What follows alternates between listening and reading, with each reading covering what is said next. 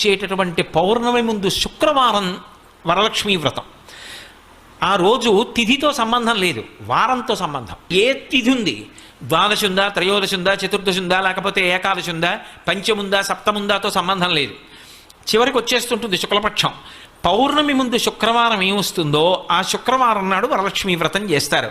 వరలక్ష్మీ వ్రతం చెయ్యడానికి అసలు ఈ వ్రతం ఉన్నది అని మొట్టమొదట లక్ష్మీదేవి ఎవరికి చెప్పింది?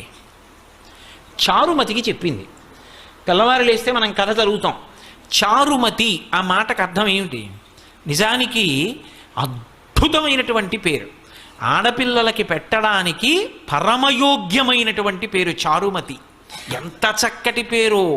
చారు అంటే సత్, మంచి అని, చాలా చక్కటి ఆలోచన కలిగినది, విశాల బుద్ధి కలిగినది. మతి బుద్ధి, మంచి బుద్ధి కలిగిన పిల్ల, దానికి అర్థం చారుమతి.